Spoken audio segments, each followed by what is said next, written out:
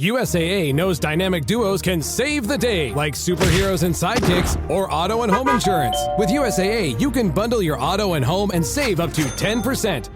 Learn more and get a quote at USAA.com/bundle. Restrictions apply. The First Lady of New York Radio, Joan Hamburg. Entertaining and informative. Talk Radio 77 WABC. Welcome to the Joan Hamburg Show. And I have introduced you to urban archaeologist Joan Geismar in the past. She's had a lot of adventures looking under the sidewalks of New York City and finding some amazing things.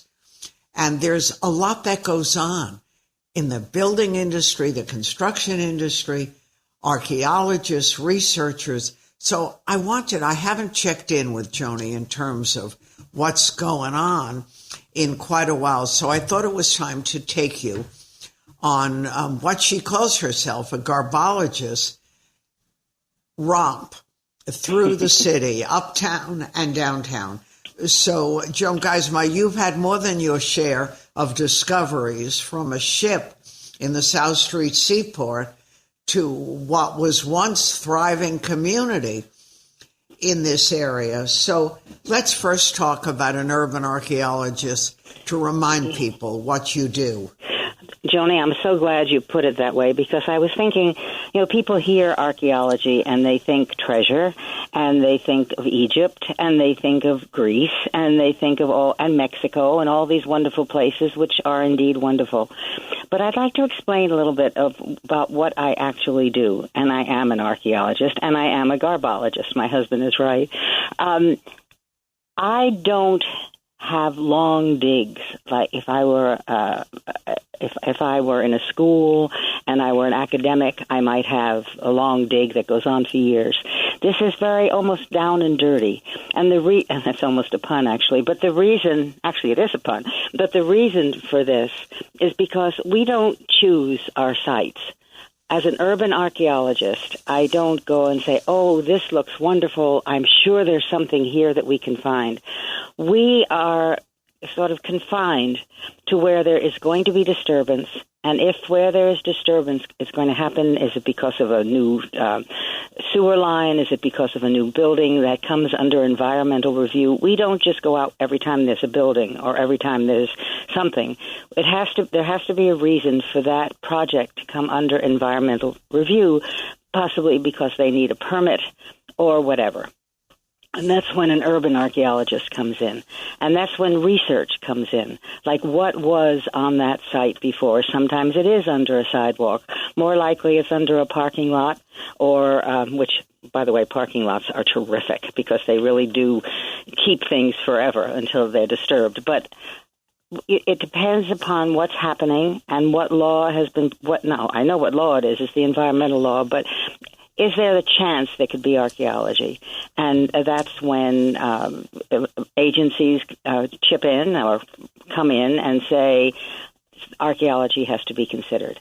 And once it's considered, a great deal of research has to be done. What was on that site before it was a parking lot or a sidewalk, and what has happened over time.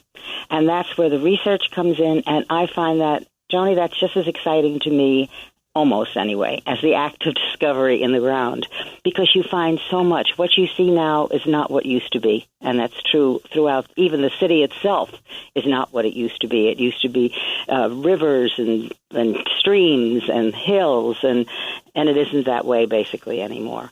But once we discover that there could be something there, then we have to determine how it is going to be affected by what the project is. Is the line, the new sewer line, going just where there might be something or not? And if it's or not, then nothing has to be done. But if it can be something that will be affected, that's where archaeology comes in. And the amazing thing to me is what we have found, given the constrictions that we have, the restrictions and constrictions that we have of where we can dig. And I've had some fabulous projects, as you know, I have told you over time, and I continue to be excited by it. For example, one project was Washington Square Park. Well, you did mention my ship, and someone said my ship came in, and I loved that. That was my very first dig, and I pointed to the backhoe operator where we should dig to see how deep landfill was on this block in the South Street Seaport. And I pointed, and I said, "How about there, Fred?" And Fred started digging, and the dirt fell away, and we found wood, and it turned out to be the midsection of a 100-foot merchant vessel from 1717 that had been pulled in to structure the landfill, that used to be part of the East River. That was unbelievable. My very first dig as the head of that dig, so to speak. Right, and what happened to that ship? Well, it was documented. It wasn't all on the block. Some of it is still under Front Street in Lower Manhattan, and every board, everything that was on that block was taken out and photographed and measured, and has been swimming in polyethylene glycol, as far as I know, down in Newport News, Virginia, and it would be terrific. But not the whole ship, just the hull, just the bow, not the hull, just the bow, and that could be reconstructed theoretically, and would be a fantastic exhibit. It's waiting. It's been waiting. It's been waiting for 30 years. But let me ask you: if I decided I wanted to build something, and it was in an area, like, I don't know, how do they know that area might have something worth doing? Is it a big deal to do that? Well, it's not. You say, how do they know? First of all, the environmental review process, which came in 1978. Before that, you could virtually destroy anything. But that environmental review came in then. And so with that review, if that review gets triggered, then you have the client, the person who's doing whatever, building or whatever, has to consider whether certain things can be harmed, like the air, the water, the traffic, the everything, and the archaeology. And that's when that gets triggered. And as I always say, I'm always fascinated by how much we learn when that is so prescribed. You just can't go anywhere.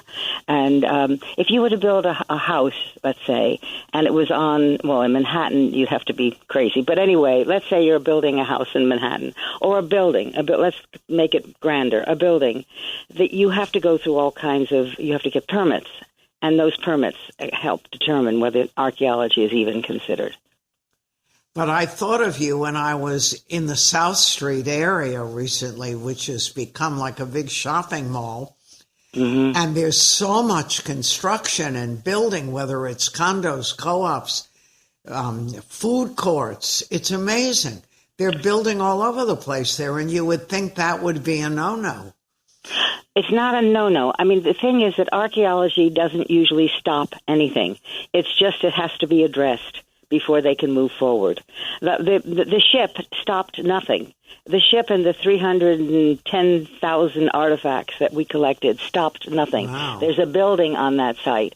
But you see, the difference is that everything has been documented. There are those 310,000 artifacts, and they're forever. I mean, they're up in the New York State Museum, and they can be researched by others. They can look at those and find things that I never found about those artifacts. So the difference is that it doesn't stop it, but you have to document it, and that's what urban archaeologists do. Now, sometimes it can stop it, like the African burial ground. That did stop. That was an environmental review issue, and that did stop because of what it was. But it took a long time for it to stop. It didn't just happen overnight. So it can stop things, but it's rare. Usually, you dig it up, you document it, and so there's at least a record, and then it's over. Yes, which is sad, but at least it gets documented. Yeah. Do you ever find bodies? Yes, one finds bodies, especially if one has to do something in a cemetery, right. But which can happen. And occasionally you do find, what we deal with a lot is called landfill. And landfill means that material has been brought in from all over. And sometimes that material does include human remains. Not often burials, but human remains, a part of a human body. But it also includes animal remains and broken pottery and broken glass. Yeah. It's a mixed bag. But of course, if human remains are found, then that triggers yet another kind of review where you have experts come in and determine what you're looking at, not just a bone necessarily, but if you should come upon a burial, which could happen, which does happen. And how often do you find the remnants of a community? How often do you find a remnant of a community? The remnants of a community or a village or a place that really existed and thrived and is no more. Well, that happened in Saratoga Square in Brooklyn, which was a thriving, now called the Saratoga Square, that was a thriving German community in the mid-19th century, and now has been rebuilt and is a whole different thing. But that was a past, and we did research there and found interesting things. We found actually, what we didn't find were privies, which I expected to find. A privy would have been the outhouse because there was no plumbing, which makes you have to think, what did people do for their what was a sanitary procedure in a village like that, which was very interesting. But one remnant of a little village like that was a place called Weeksville, which was not little, also in Brooklyn. It was a community of free blacks that went back to 1835, free African Americans, and it was a thriving community. And there's a remnant of it at a place called, now the Weeksville Heritage Center. But they were the Hunterfly Road houses, 4 little houses that don't align with the street. The street grid that is now. It was on an old road called Hunterfly Road, and those houses have been saved and been not reconstructed. Well, one house was reconstructed, but they have been renovated, and they're part of something called the Weeksville Heritage Center. And I worked on that project, and it was extremely interesting to see. First of all, it established that the houses were not occupied as early as was believed historically. That was found out through archaeology. But it's still a fantastic place that functioned into the 1960s, actually. Joni, I love what I do because the act of discovery, as I said, is so exciting to set the history straight. History is funny. It's somebody's point of view. But with archaeology, you have concrete. Well, I shouldn't use the word concrete, but you have something that actually tells you what people ate, what they drank from, what their dishes were like, what they threw away, what they bought, and what they kept. It was just, it's there, it's in the ground, and it's wonderful to be able to document it. It's another kind of history. It's a very real history, and actually, basically a true history. And Did you ever work on the Lower East Side or very old neighborhoods in New York City? Yes, I was the archaeologist for the Lower East Side Tenement Museum when it was being formed, and that, too, was very exciting. That went back to 1863, I believe, and I expected it to have a privy, which is an outdoor sanitary facility when there was no plumbing. But it turns out research showed that there was a sewer in the street, and they had something somewhat primitive, but very much a step above an outdoor privy pit, and they did have water that swept away human waste. But it was a big surprise to find what was called a school sink behind the tenement museum in their backyard, and it was still there. That was not archaeologic. The archaeological artifacts were not as fascinating as some, but interesting because, again, it was a mixed bag, which makes it interesting. You'd have a credit card right next to a very old piece of a dish. But the fact that this sanitary feature, which had 4 compartments, compartments, I can only leave it that way, was once the sanitary facility for that building until they put, when they did take advantage of the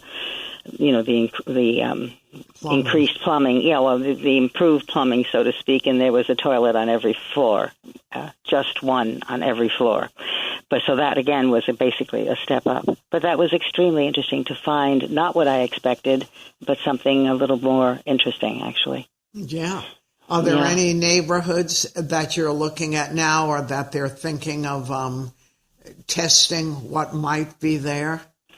Not that I know of, but there are other people doing what I do, and they probably know about it. Right now, I'm very much involved in a lot of parks projects where they're putting in new infrastructure, and because it's a public park and some of them are landmarks, they do have to consider archaeology.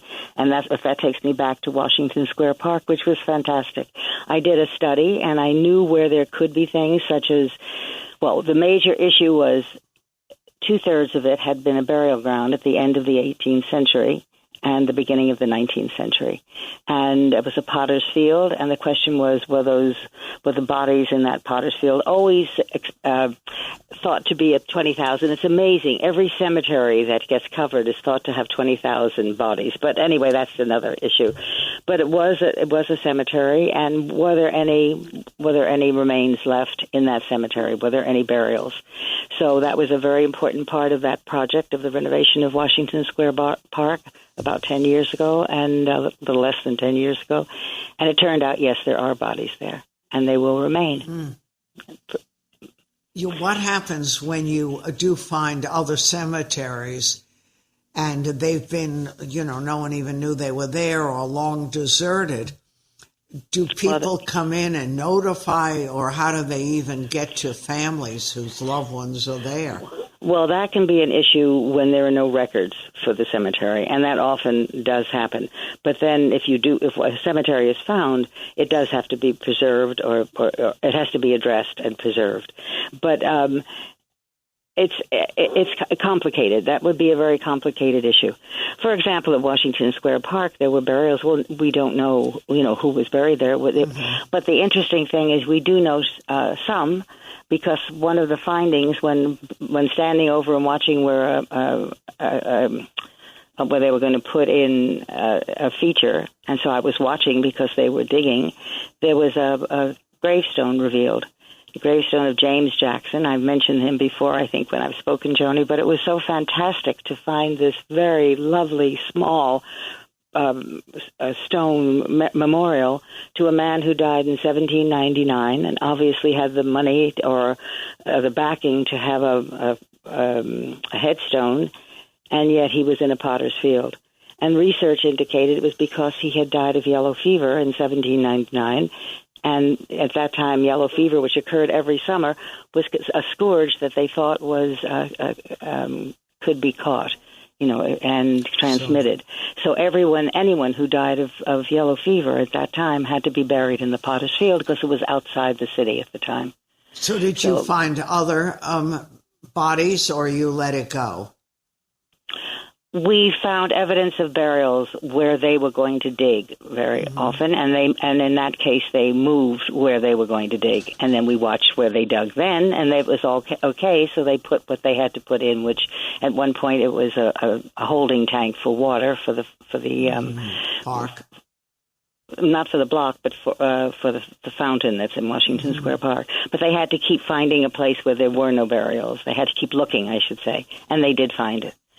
So, but it was extremely interesting because the history of the park changed based on what was found archaeologically. I love changing history and making it right as it can be. Well, it sounds very exciting, I'm sure. It is, Joni. I've been doing it for years, and I still love it. And as I said, the act of discovery in the records and in the ground is both almost equally exciting. Yep. Absolutely. No, it is. Thank you, Joan Geismar, who's an urban archaeologist and one of the leading ones in New York City, and knows more than most people about what you're walking on and who's there. It's very exciting because the city has many lives, and archaeologists find them and reveal them to us. All the best to you, Joan Geismar. We'll talk again. Thank you, Joni. I'm Joan Hamburg, and you're listening to WABC. More straight ahead.